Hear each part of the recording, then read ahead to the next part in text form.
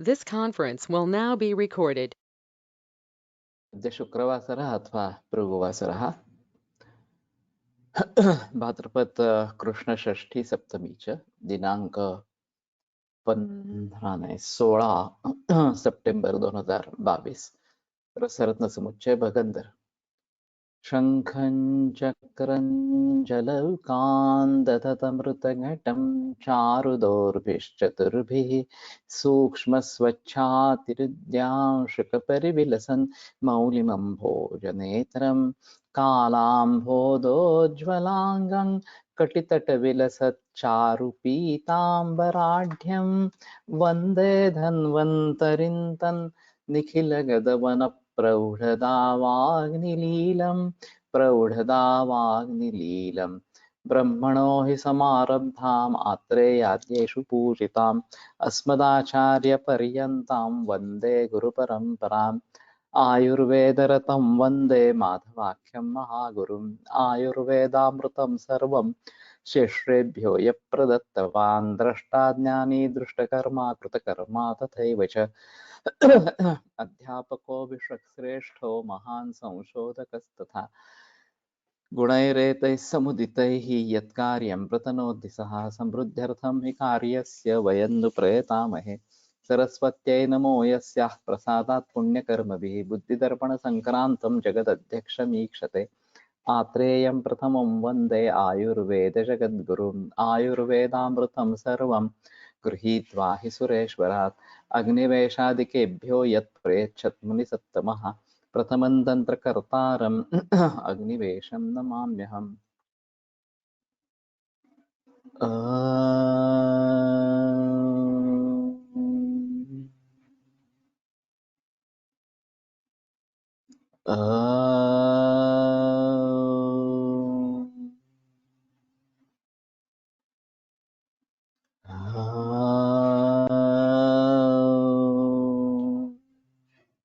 ओम शांति शांति शांति।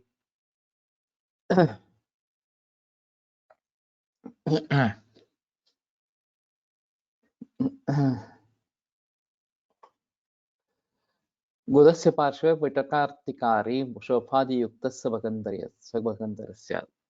तो गुद के पार्श्व में अरती निर्माण करने वाली पिटिका शोभादि युक्त वो भगंदर उसको कहा जाता है। तो बहुत संक्षेप में निदान दिया है। अथ भगंदर से निरुक्ति वृषणासनयोर मध्ये प्रदेशो भग उच्यते।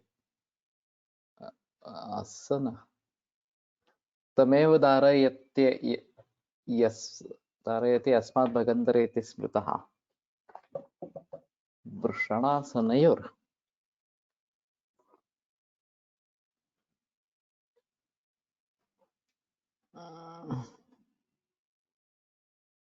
वृषण और आसन जिसमें बैठा जाता है जैसे गुदा के मध्य भाग को भग कहते हैं। इस स्थान में व्रण बनकर विदीर्ण कर देता है, इसलिए भगंदर कहते हैं। आसन का मतलब सीट इस प्रकार का ज्यादातर होता है शायद।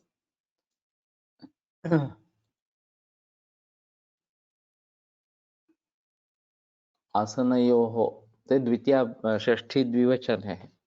वृषणञ्च आसनञ्च वृषणासनै वृषणासनौ वृषणासनयोः इस प्रकार से है। तो आसनयोः का मतलब षष्ठी द्विवचन है, इसलिए आसनयोः इस प्रकार का गया। दूध नहीं आला अजून। अथ भगंधर चिकित्सा आदौ सर्व प्रयत्न पाकम रक्षेत भगंधरे। तो सभी प्रयत्न से पाक न होने दे। श्राव्यम रक्तम व्रणे जाते जलौका वा प्रयोजयेत्। अगर व्रण निर्माण होता है तो रक्तस्राव करना है या जलौका का प्रयोग करना है। लांगली कृष्ण धस्तूर विषमुष्टिम प्रलेपेत। लांगली कृष्ण धस्तूर और विषमुष्टि इनका लेप करे।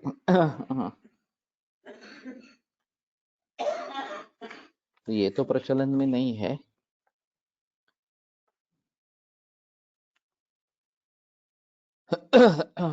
विषमुष्टि का मतलब कुचला है, इस प्रकार से।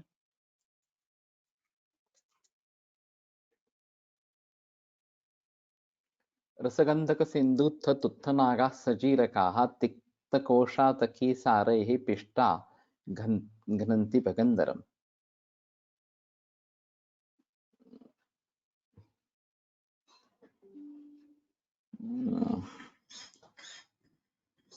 पारद गंधक दोनों की कजली, सेंधा नमक, तुत्थ तथा जीरा, इन सबों का तिक्तकोशातकी सार, तिक्तकोशातक एक वात के साथ पीसकर लेप करे। ये बात बन सकती है, ये ज्यादा डिफिकल्ट नहीं है। खड़ू घोसाड़,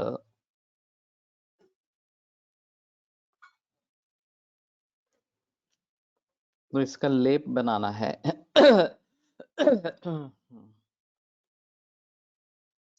गुलमोक्त चक्रिका बद्धा भगंदर हर परम। चक्रिका बद्धा,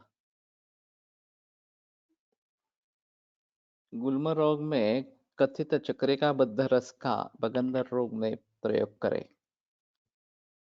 ये तो याद नहीं है अभी, चक्रिका बद्ध रस तो ये देखना पड़ेगा। गुल्म में ज्यादातर स्वयं विवाह का गुगुल ही का प्रयोग किया जाता है। त्रिफला गुगुल भी वाग्भट में बताया है, उसका प्रयोग करते हैं, लेकिन ये चक्रिका बद्धा रस जो है वो एक बार देखना चाहिए। शुद्ध सूतन द्विधा गंधम कुमारी रसमर्दितम त्राहान्ते त्राहान्ते गोलकं कृत्वा हंडीकान्ते निरोधयेत्। शुद्धेन ताम्रपत्रेण तयोस्तुल्येन यत्नतः तद्भाण्डं भस्मनापूर्य चुल्या तीव्राग्निना पचेत्। द्वियामान्ते तदुद्धृत्य चूर्णयेत् स्वाङ्गशीतलं जम्बीरस्य द्रवे पिष्ट्वा रुद्ध्वा सप्तपुटैः पचेत्। गुञ्जैकं मधुराहारं दिवा स्वापञ्च मैथुनं वर्जयेत् शीतलाहारं रसेऽस्मिन् रविताण्डवे। रवितांडव योग है। तो ज्यादा द्रव्य नहीं है और बनाने में भी ज्यादा डिफिकल्ट नहीं है। तो शुद्ध पारद एक भाग, शुद्ध गंधक दो भाग, दोनों की कजली, इन दोनों को लेकर कृतकुमारी के रस के साथ मर्दन करे। 3 दिन घोटने के बाद गोलक बनाकर सुखाकर गोलक बनाए और सुखाकर हांडी के अंदर रखकर उस ऊपर से शुद्ध ताम्र पत्र की कटोरी से ढक दे और संधिबंध कर दे। ताम्र पत्र बताया क्या है? हाँ, शुद्धेन ताम्रपत्रेण शुद्धयोस्तुल्येन यत्नतः, शुद्ध ताम्रपत्र देना है।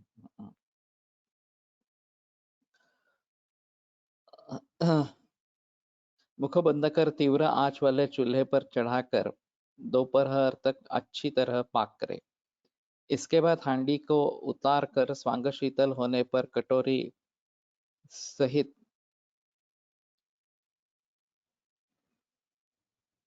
राखी का राखी को हटाकर गोले को निकाल कर और महीन पीस ले।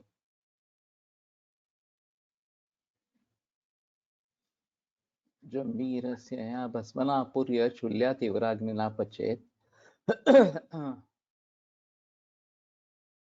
वो भस्म ही भरना है उसमें।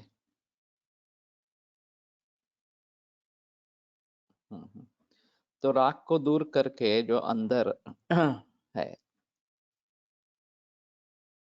निकाल कर महीन पीस ले। पुनः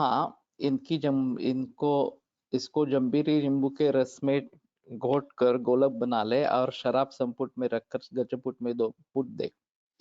इस प्रकार जम्बीरी नींबू के रस के 7 बार घोट कर तथा सुखाकर बार बार लघु पुट दे, गजपुट दे, और इसके बाद 7 पुट देने के बाद निकाल कर तथा घोट कर कांच के पात्र में रख दे। इसके बाद इसमें से एक रत्ती की मात्रा में लेकर प्रतिदिन शहद के साथ सेवन करें। इसके सेवन काल में मधुर रसयुक्त आहार पथ्य ग्रहण करें और दिन में शयन, मैथुन तथा शीतल पदार्थों का सेवन त्याग करें।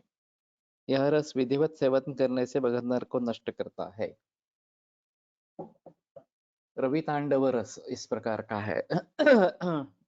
तो मुझे लगता है बनाने में उतना कठिन नहीं है, बना सकते हैं।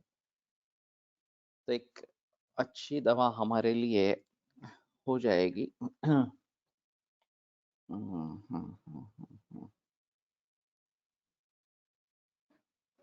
तो ठीक है, देखते हैं इसको।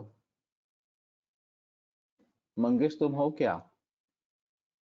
अथ स्फोटने चतुरंगलेपः ताम्रचूर्णं सप्तभागं भागमेकं तु पारदं सैन्धवं सप्तभागं च गन्धकं नवभागम् भृङ्गीद्रवैर्सजम्बीरैः सप्ताहं घर्मवर्धितं तेन लिप्तं स्फुटत्याश्व यदि पक्वं भगन्धरं न शस्त्रैश्छेदयेत् प्राज्ञः स्फोटेल्लेपनादिभिः।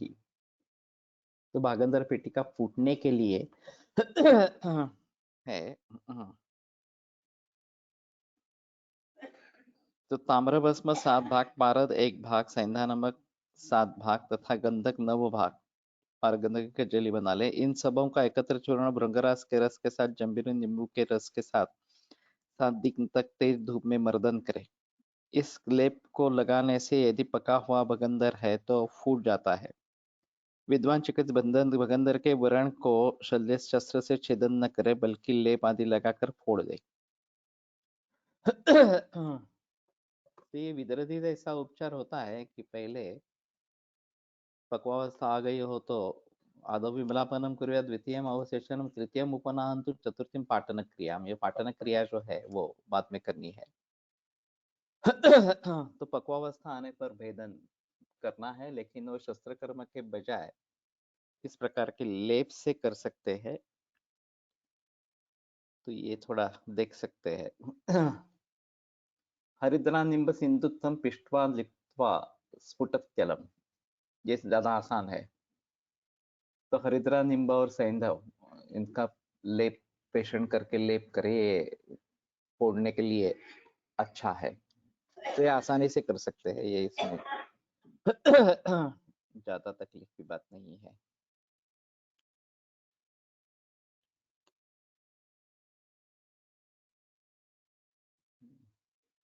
नरास्ति तैल लेपेन स्फुटितम शुष्यति व्रणम। ये नरास्ति बीच में भी एक बार आया था। तो नरास्ति तैल के लेप से स्फोट होता है और सूख भी जाता है।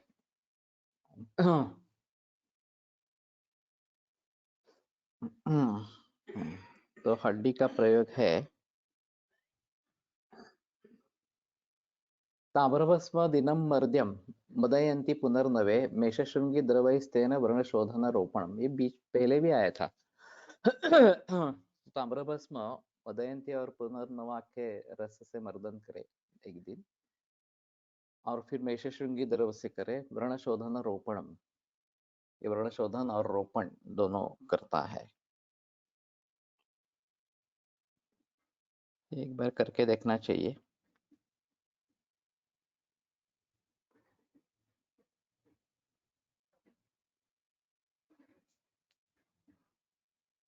त्रिफलाक्वाथ संयुक्तम मार्जारास्ति प्रलेपनात्।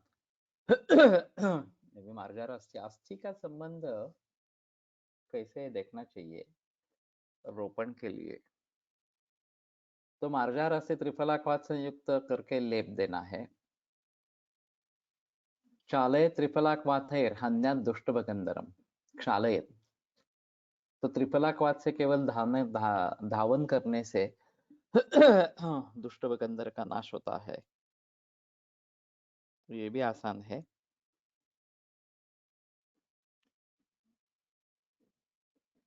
भूलतोत्थम, या भूतलोत्थम इस प्रकार का है।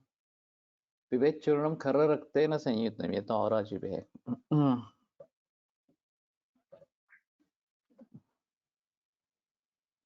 भूतल के बंदर उत्पन्न कछुआ के चूर्ण को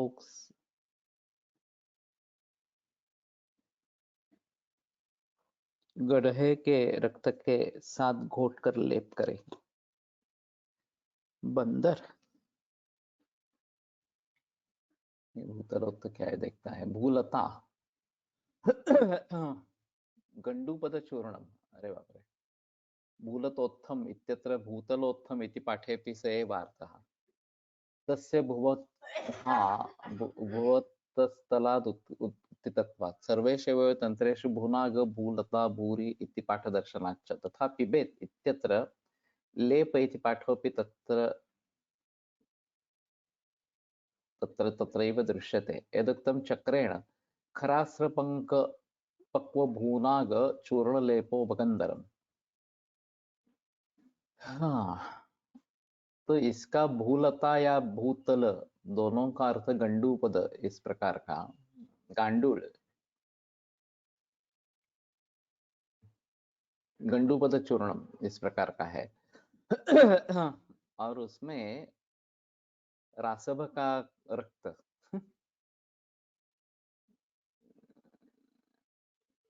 गर्दभ रक्त पक्व गंडूपद चूर्ण लेपः शूनोस्ति भूलता तक्रैः पेशिता खरक्तयुक् लेपः इति। खरास्रपक्व भूरोः चूर्णलेपोपगन्धरम्।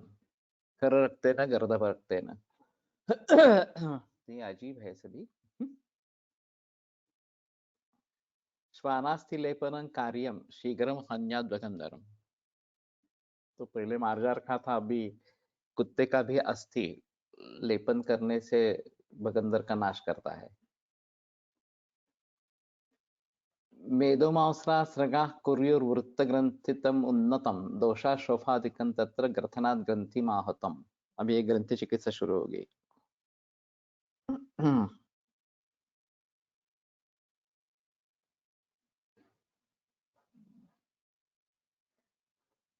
तो मेदमांसर रक्त इसमें गए हुए दोष ग्रंथितम उन्नतम शोफादिकम कुर्युः वृत्त। तो ये ग्रंथित उन्नत इस प्रकार के शोफ करते हैं। तत्र ग्रथनात् ग्रंथिम आहतम, तो ग्रथन के कारण उसको ग्रंथि इस प्रकार से कहते हैं। अरिमेद पलाशानां ग्रंथि भस्म विमर्देत भस्माना तेन दत्तस्यान्मेदो ग्रंथि विनाशनः। तो अरिमेद और पलाश इनके ग्रंथि का भस्म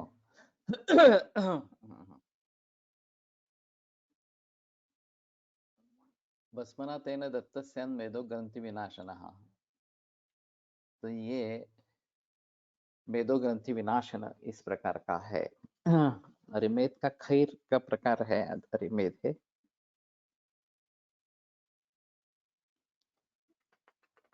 पलाश के छाल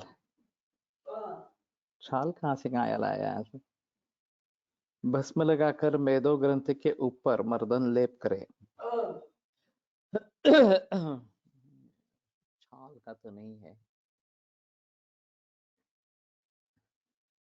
ग्रंथि भस्म अरिमेद पलाशयोः त्वक् ग्रंथिक्षार इत्यर्थः। विमर्दयत् इत्यत्र ग्रंथियुक्तस्थले इति शेषः। तो मुझे लगता है कि ये पेड़ों पर भी इस प्रकार की ग्रंथि निर्माण होती है। तो वो निकालकर उसका क्षार बना ले। भस्म एक्चुअली यहाँ पे तो भस्म है, तो शायद भस्म का भी प्रयोग कर सकते हैं।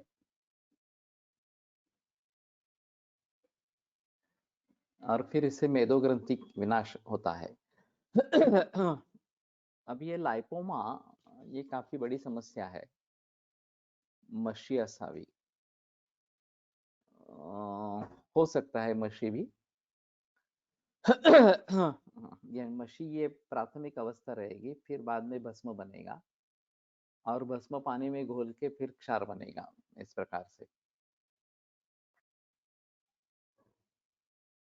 मेदो ग्रंथि विनाशनः। तो सिर्फ लाइपोमा कहेंगे या बाकी भी इसमें कुछ ले लेंगे, ये थोड़ा सा देखना पड़ेगा।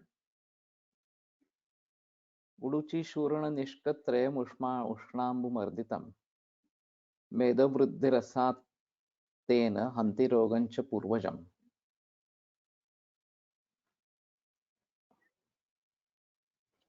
क्या है?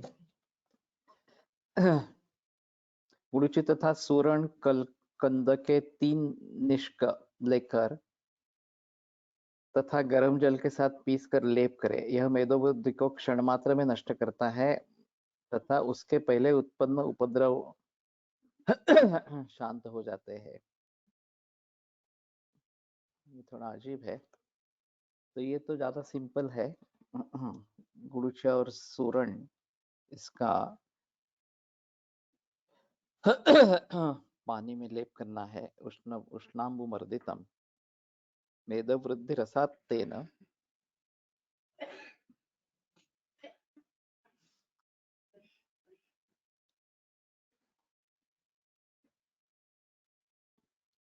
लेकिन मेदो वृद्धि रसात् तेन एक शब्द नहीं होना चाहिए।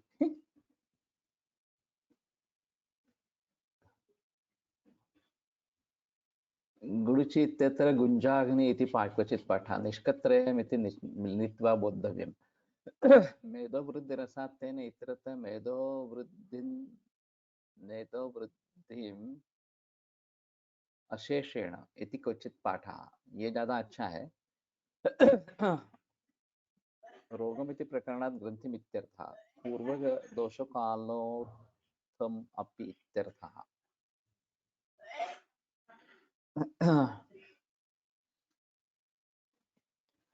तो शायद ये गुड़ुचि और सूरण कब बन सकेगा?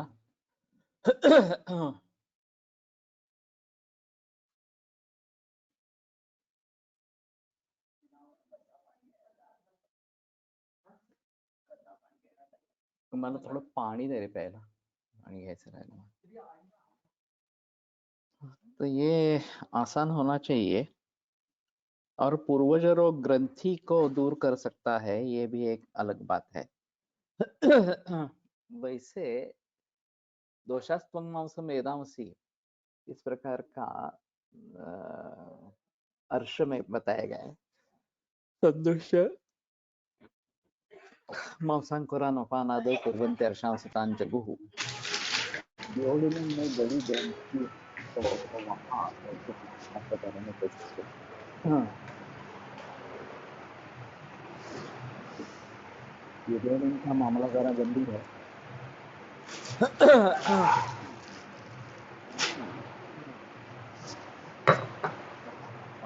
से लगाने की कोशिश कर रहे हैं।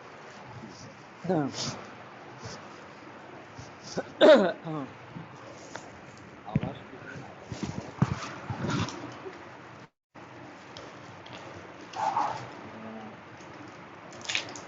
गुरुत्व और सूरण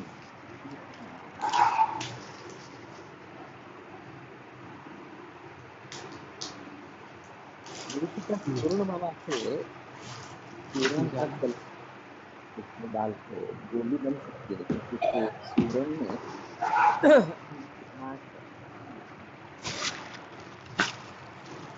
और मुझे लगा कि ये कौन कौन सी निकाली? माउंट ये निकाली? ये दोनों निकाली। बताए गए। तो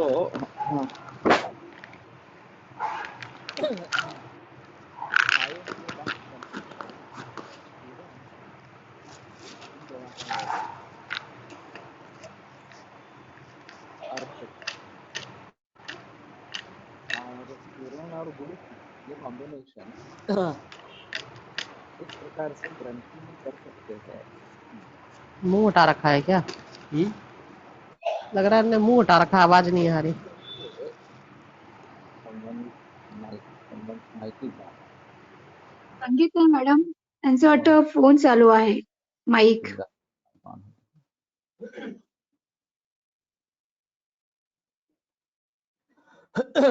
संगीता जी का म्यूट करना है। अभी मेरे ख्याल में बाकी आवाज बंद हो गई होगी। तो कहने का तात्पर्य अर्थ ये है कि गुडुची और सूरन ये थोड़ा आसान कॉम्बिनेशन है।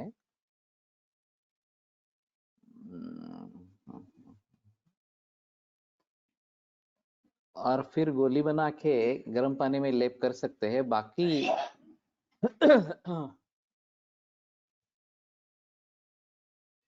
कैंसर का कुछ लोग ग्रंथि ऐसा निदान करते हैं और कैंसर की जो गांठें होती है जो बाहर से लगती है इस प्रकार से, इसमें शायद ये सभी का प्रयोग कर सकते हैं। थोड़ा सा आसान है वैसे करने में और कोई नुकसान तो करने वाला नहीं है। तो मेदोवृद्धि रसातेन, इसमें मेदोवृद्धि रसातेन ऐसा होना चाहिए, दो अलग होने चाहिए। मेदोवृद्धि इस प्रकार का अगर होगा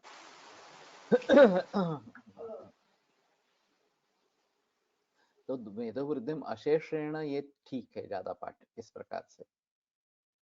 और मुझे लगता है कि कैंसर में इसका प्रयोग अगर ये बना सकते हैं, बनाना उतना मुश्किल नहीं है, गुरुची और सुवर्ण कॉम्बिनेशन, और शायद इन्हीं दोनों की भावनाएं देखकर आगे चलकर एक साथ भावना देखकर गोली बना सकते हैं। तो मंगेश तुम सोचो इसके बारे में, तो शायद बात हो जाएगी और एक लेप हमें मिल जाएगा कैंसर के ऊपर लगाने के लिए या फिर मेदो ग्रंथि के लगाने के लिए। वैसे मेदो ग्रंथि भी काफी बड़ी समस्या है और लाइपोमा, और लोग इसके लिए आते हैं। मेरा एक अजीब अनुभव रहा। मरीज मेरे पास आया था पादतल दाह के लिए। वो ज्यादा तीव्र इस प्रकार का था और थोड़े ग्रहणी जैसे लक्षण थे। तो पादतल दाह के लिए मैंने दुर्वा सिद्ध तेल लगाने के लिए बताया और दे दिया मेरे यहाँ से। चतुर्मुख रस का प्रयोग हाँ नहीं, ये इसमें नहीं है। चतुर्मुख रस का प्रयोग किया और फिर उसके पाँव में काफी क्या बोलते, बोरा या कुरूप या करदम नावे ना, नहीं करदम नहीं है, कदर ये थे। और जैसे चतुर्मुख रस शुरू हुआ वैसे कदर सभी अपने आप ठीक हो गए। तो दोनों पाँव में 3-4 कदर थे और अपने आप ठीक हो गए। मैंने सुना था कि होम्योपैथी में थुजा नाम की एक दवा प्रयोग करते हैं और उससे कदर अपने आप मिट जाते हैं। तो वो सभी में काम नहीं करती लेकिन जिनमें काम करती है उनमें कदर मिट जाते हैं। तो उसी प्रकार से ये चतुर्मुख रस, लेकिन चतुर्मुख रस का तो मैंने प्रयोग किया था गृहिणी के हिसाब से किया था, मैंने कदर के लिए तो नहीं किया था। शायद गृहिणी से इसका कोई रिलेशन इस प्रकार के है। और वैसे भी मेदो ग्रंथि के बारे में शुक्र का संबंध रहता है और मेदो पाचक और वंग का कुछ लोगों में अच्छा परिणाम आया है कि ग्रंथि कम हो गए हैं, मेदो ग्रंथि लेकिन सभी में नहीं होता ये फिर भी। और सहचर तेल एक बताया गया है, तो उसका भी भीतर बाह्य दोनों प्रयोग भी किए हैं लेकिन सभी में फायदा नहीं होता।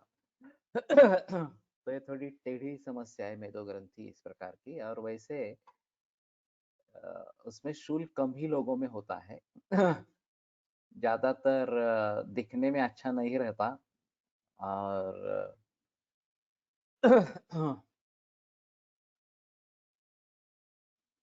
सर ग्रंथि के बारे में शुरू में आप क्या बोल रहे थे, कृपया दोबारा बताइए। तो अगर आभ्यंतर ग्रंथि है इस प्रकार से कुछ तो वो मैलिग्नेंट नॉन मैलिग्नेंट दोनों हो सकते हैं। डिओडिनम की बात कर रहे थे तो डिओडिनम में इस प्रकार का मैलिग्नेंट या नॉन मैलिग्नेंट इस प्रकार का हो सकता है। तो नॉन मैलिग्नेंट है, जनरली मैलिग्नेंट होता है, नॉन मैलिग्नेंट है तो भी दिक्कत वाली बात है, और मैलिग्नेंट है तो ड्यूडेनल मैलिग्नेंसी बहुत ही खतरनाक देखी जाती है। तो उसके बारे में कहना मुश्किल है, लेकिन ग्रंथि ये कभी कभी निदान कैंसर के बारे में कुछ वैद्य करते थे और ग्रंथि की चिकित्सा देते थे। तो उस हिसाब से जहाँ ग्रंथि बाहर दिख रहा है वहां शायद इसके बारे में कुछ सोच सकते हैं। गंडमालाम जयत्याशु गुल्मोक्तोदय भास्करः, ये भी अच्छा है। तो उदय भास्कर जो गुल्मोक चिकित्सा में बताया गया है, ये जो इस प्रकार से अतीतावेक्षा तंत्र युक्ति का प्रयोग किया जाता है,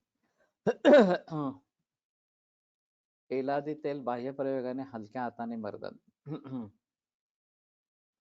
तो ठीक है, मैंने तो नहीं किया है, अगर आप तुमने किया है और उसके फायदा है तो जरूर करेंगे। एलादिको वातकहु विशंच विनियच्छति वर्ण प्रसादन कंडु पिटका कोठनाशना, तो पिटका उसमें है। मैं एलादी तेल का प्रयोग कभी कभी ये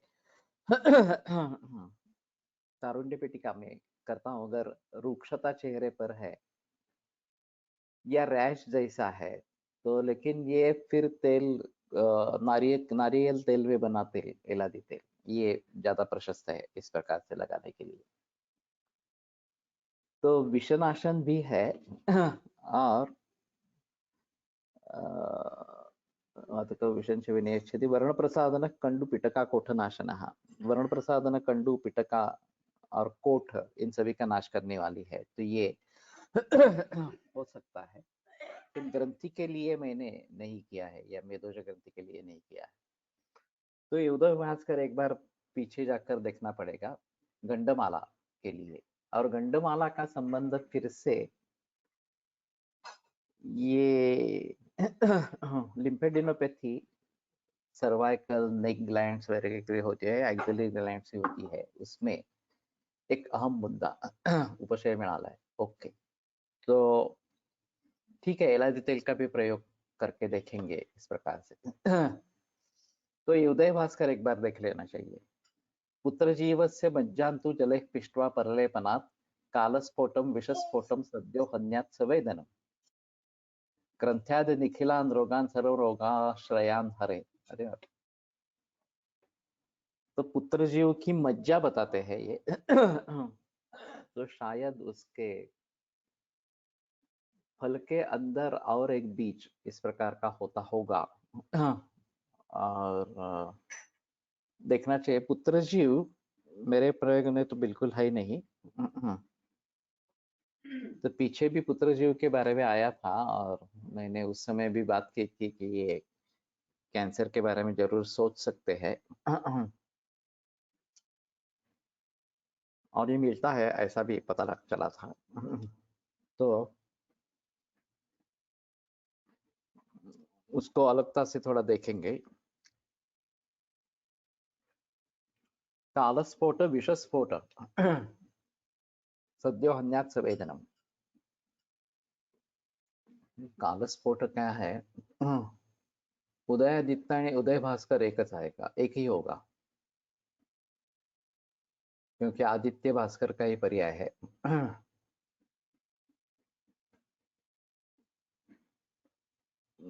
ये देखते हैं थोड़ा सा।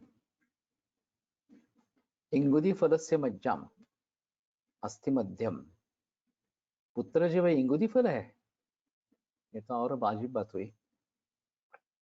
कालस्फोटम कृष्णवर्ण स्फोट विशेष तत्रांतनात्म विषस्फोटम विस्फोटम ग्रंथ्याद निखिलान रोगान सर्वदेहाश्रयान हरे तंडुलीयक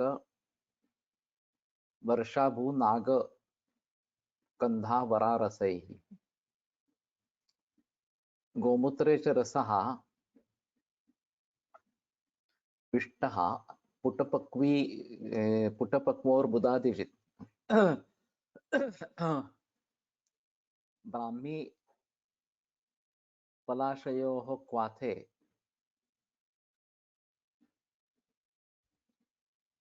रौतिपत्रं विनिक्षिपेत् दिनत्रयं ततस्तानि पुनस्तेनैव मर्दयेत् लघुभाण्डे समादाय चूर्णकुष्माण्डवारिणा ततस्त्रिवारं कुर्वीत पुटं गर्भवारिणा। अरे बाप रे।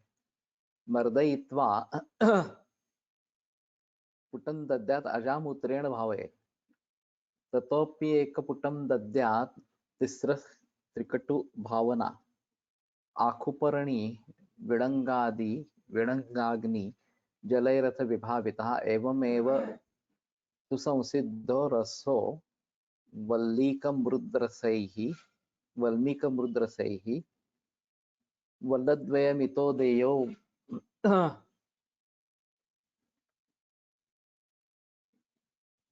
वल्मीके तस्य मृत्स्नया वल्मीकं संलिपेत्तु कृमि संघप्रशान्तये रसैरुत्तरवारुण्या सम्भ्रमं हन्ति मारुतम् वासानीरानुपानेन जयेत् कफसमीर्णौ इति कदाचित् क्वचित् अधिकः पाठः। ग्रन्थ्यादि निखिलान् नृगान् सर्वदेहाश्रयान् हरेत् तण्डुलीयकवरा नागकन्धाया का नागकन्या क्या वरारसे गोमूत्रे च रसः पिष्टः पुटपक्व अर्बुदादिचित। तो अर्बुद वगैरह रोगों को दूर करता है। तो ये गंडमाला और लिम्फेडेनोपैथी इसमें काफी साम्य इस प्रकार का है।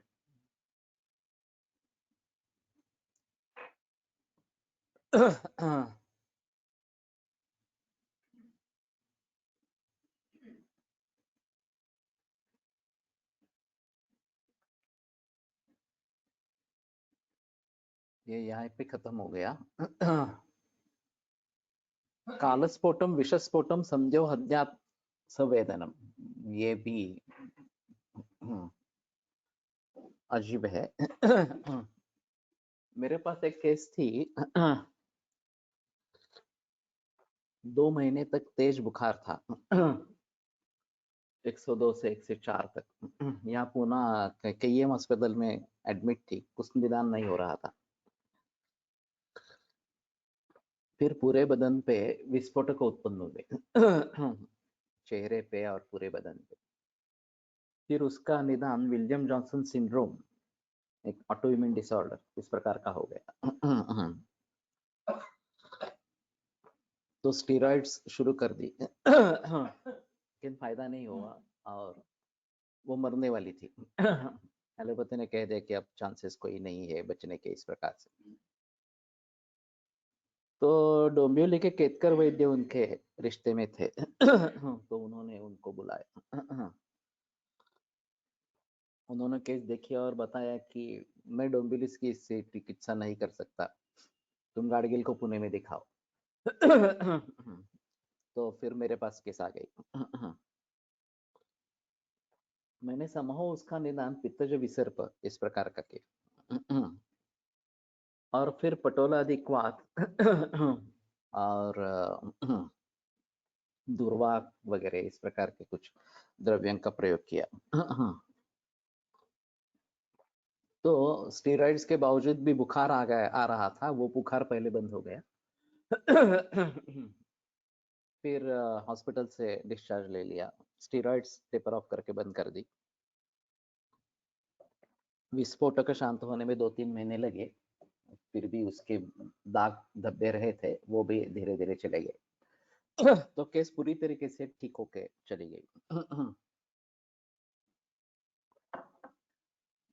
तो बाद में मैंने ये केस आयुर्वेद निदान में डाली, हमारा जो डायग्नोस्टिक सॉफ्टवेयर उसमें डाली। तो आश्चर्य से वहां पहला निदान यही उभर आया, पित्तज विसर्प इस प्रकार के। वास्तव में यहाँ विस्फोटक ज्वर करके एक सांधिपातिक ज्वर है, वो निदान होना ज्यादा बेहतर था, क्योंकि बुखार 2 महीने से था, विस्फोटक बाद में आए थे इस प्रकार से। लेकिन फिर भी मुझे क्यों लगा, मुझे तो मालूम नहीं है कि पित्त विसर्प की चिकित्सा करनी है इस प्रकार से, और उससे मेरी ठीक भी हो गई है। तो ये विषस्फोट, कालस्फोट जैसे थे पूरे बदन पे थे और काफी खतरनाक दिखते थे इस प्रकार से। तो शायद ये पुत्र जीव का उस समय तो मुझे कुछ ज्ञान नहीं था। विसर्प के हिसाब से पटोलादि जो है, पटोल कटोरवणी चंदनम मद सर्व गुड़ुचि पाठान नियंति कफ पित्त कुष्ठ ज्वरान विषम वमिम रोचकं कामला, ये 15वें अध्याय में, और पटोलादिकम एवं विसर्प अध्याय में बताया गया है चिकित्सा सूत्र के रूप में। तो पटोलादिकम एवं उसके हिसाब से मैंने उसका प्रयोग किया था। दूसरा भी एक मेरा पटोलादिकारी अनुभव रहा है।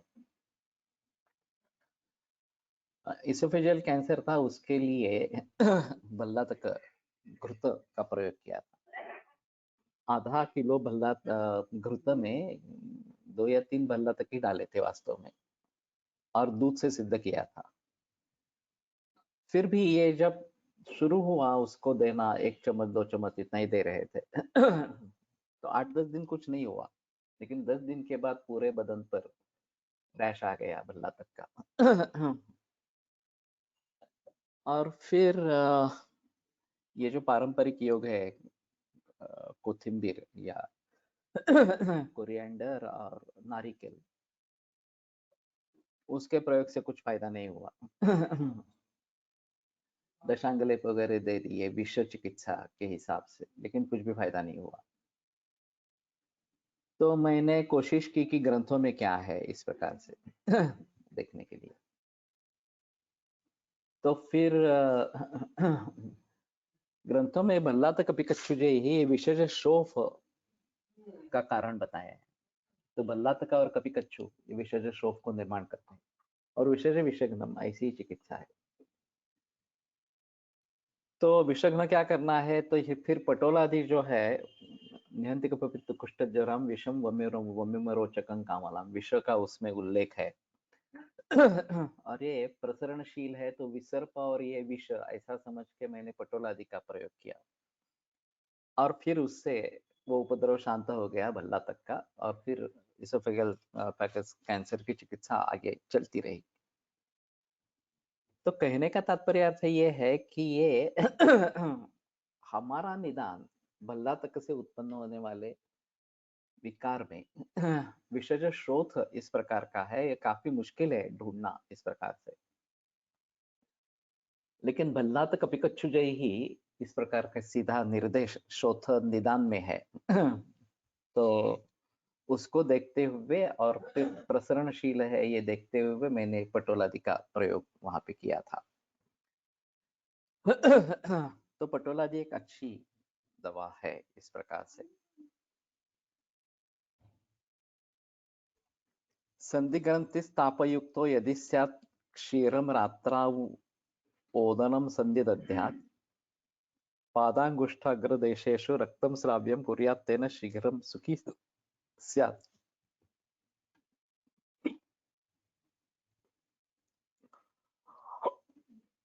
क्षीरम रात्रौ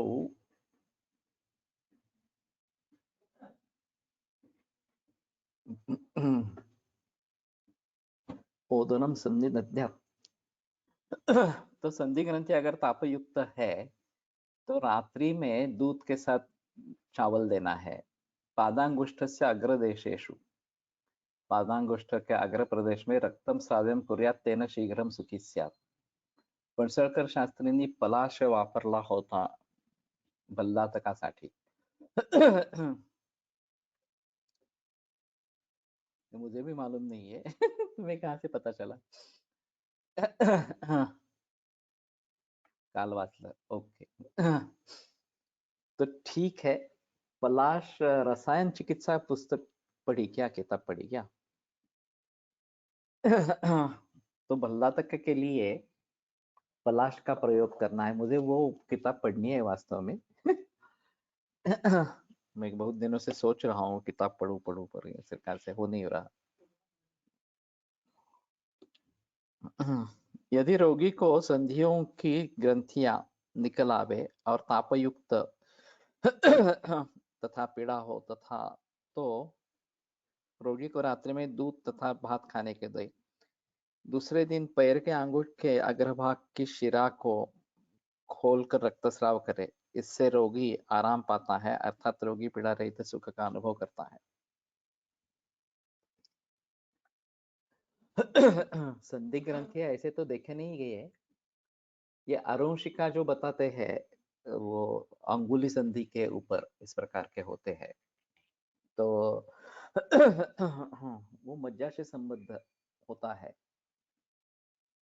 अरुषि स्थूल मूलानि कुर्यात् कृच्छ्राणः पर्वस स्थूल मूलानि कुर्यात् कृच्छ्राण नरुंशि। इस प्रकार का मज्जा का संबंध वहां पे बताया गया है। तो और पामा में खरुच जिसको बोलते हैं, इस प्रकार के फोड़े उत्पन्न होते हैं। तो पामा का कोलटकर सर का एक ऐसा अनुभव है कि 27 बरस के बाद पामा रिपीट होती है। 27 बरस क्यों ये भी मालूम नहीं। और फिर से उसकी चिकित्सा करनी पड़ती है। ये एक अजीब उनका अनुभव इस प्रकार का रहा था। रुक्ष ग्रंथिम गलक ग्रंथिम कटि ग्रंथिं च नाशेत अन्यम च स्फोटकं तीव्रम पुत्र जीवो विनाशेत। तो कक्ष ग्रंथि, गलक ग्रंथि और कटि ग्रंथि तो मुश्किल है देखना। अभी फिलहाल पुनरुस में एक मरीज एडमिट है। दिवेकर यानील अनुभव सांगितला पुस्तकात। ओके, तो ठीक है। पलाश का प्रयोग इस प्रकार से करेंगे। ये एक्सिलरी लिम्फ नोड्स, सर्वाइकल या नेक लिम्फ नोड्स और कटि ग्रंथि तो मालूम नहीं। अभी आज एक मरीज है उसको इसी प्रकार से ग्रंथि पूरे शरीर में कहीं भी आते हैं। एक्चुअली केस कैंसर के लंग कैंसर है और वो भी एडिनोकार्सिनोमा नहीं है, अलग है। लेकिन फिर भी ये रक्त और मांस ऐसा दूष्य पकड़कर मैंने कौटजात शिलाजित का प्रयोग किया था। तो उससे काफी राहत मिली कौटजात शिलाजित से। तो शायद ये पुत्रनजीव का फिर से अभी मुझे सोचना पड़ेगा कि बाजार में जो कुछ मिल रहा है वो लेके आना और उसका प्रयोग आरंभ करना इस प्रकार से। तो मैं थोड़ा सोचूंगा जल्दी करने के लिए इस प्रकार से। पुत्र जीवो विनाशे, तो कटि ग्रंथि का क्या मतलब है, ये थोड़ा मुश्किल है थोड़ा सा। अन्यच्च स्फोटकं तीव्रम, और इस प्रकार के तीव्र स्फोटक ये पुत्र जीवो विनाशे। गुंजापत्रम शिलाम यष्टिं गवां क्षीरेण पायेत कालस्फोटम निहंत्याशु मज्जा व पुत्र जीवजा। तो गुंजापत्र शिला का मतलब शिलाजित या शिला ये मनुशिला इस प्रकार का होगा।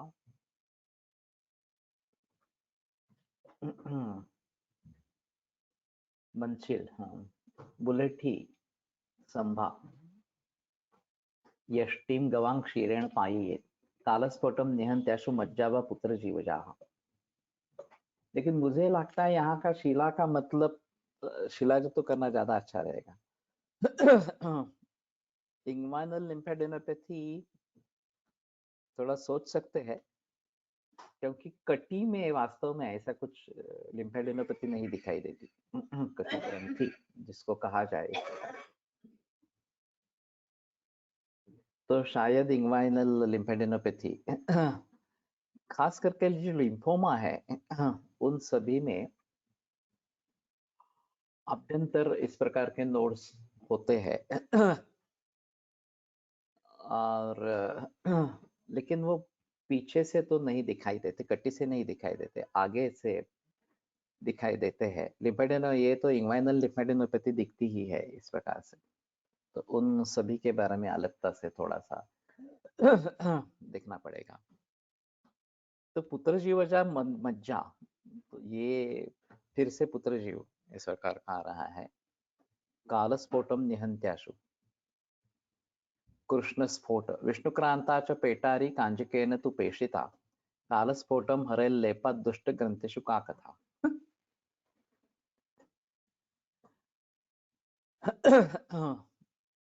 पेटारी, पेटारी का मतलब नहीं मालूम।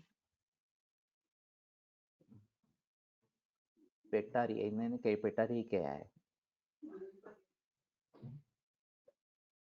एक बार देखते हैं।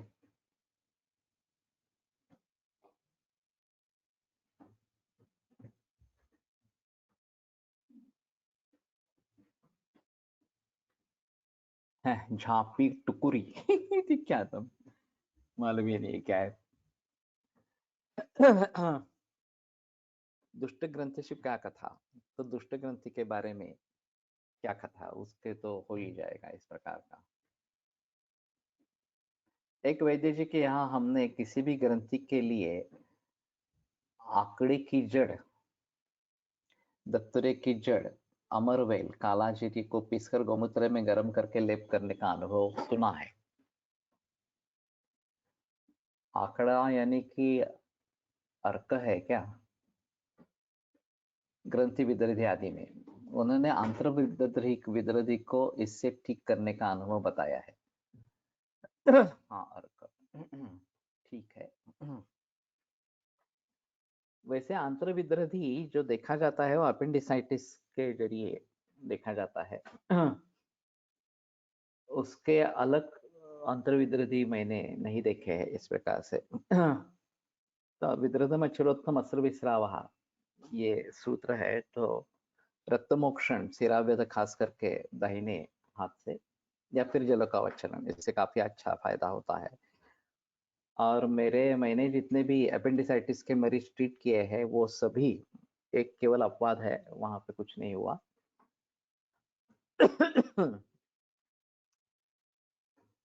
इससे ठीक हो गए हैं, ऑपरेशन की जरूरत नहीं पड़ी। और ग्रंथियों में भी प्रयोग करते हैं वो, तो ठीक है।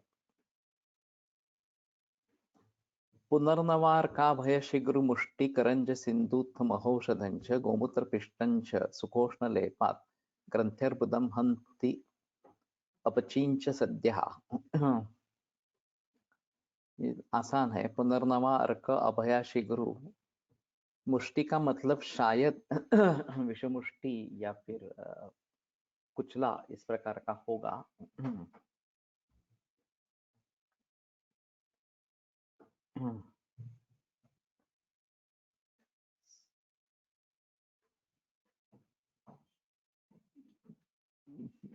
कुचला, हाँ वही है। हिंदी में भाषांतर में भी कुचला बताया है। तो ये आसान है थोड़ा बनाना, और बना के रख सकते हैं।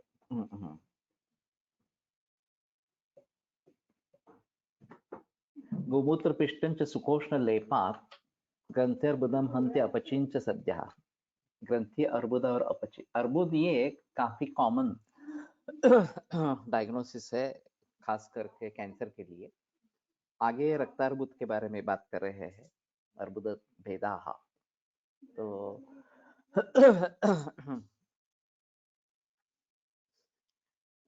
आगे अगले गुरुवार को शायद इसके बारे में बहस करेंगे। लेकिन ये गोमूत्र में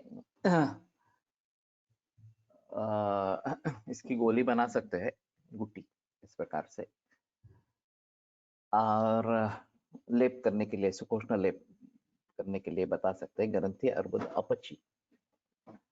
तो लिम्फेडेनोपैथी में काम करेगी। थोड़ा उष्णवीर्य है तो ये देखकर भी करना पड़ेगा। आज यहीं रुकते हैं और कल आगे बढ़ते हैं। आयुर्वेद प्रकांडो निगदित इह हि शल्यतंत्र प्रधानः शिष्येभ्यः शाश्वतोऽयं निखिल जन कृपा व्याप्त चित्तेन येन आयुर्वेदस्य वाञ्छन् पुनरपि भुवने ताञ्च सुष्ठु प्रतिष्ठां श्रेष्ठं धन्वन्तरिं तं प्रणमति च सदा वैद्यवर्गो हि नूनम्, वैद्यवर्गो हि नूनम्। इन अपेंडिसाइटिस कैन वी यूज वरुणाधिकात? करते हैं प्रयोग वरुणाधिगण। वरुणाधिकात दे सकते हैं। शिग्रू वहां पे बताया गया है। तो मैं शिग्रू अकेला या फिर शिग्रू और मुद्गयूष देता रहता हूँ। और बाकी चिकित्सा जो है, अगर शूल ज्यादा है तो कनकेंदु शंख, कनक सुंदर, चंद्रप्रभा और शंखवटी, ये जो इनका भाग्यवती तरह का कॉम्बिनेशन है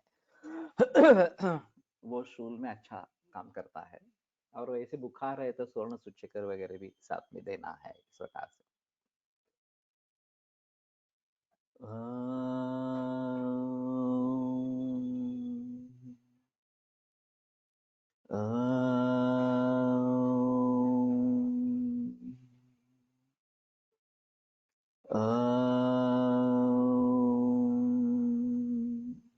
ओम शांति शांति शांति। विरम्यते व्याख्यान व्यापारात्।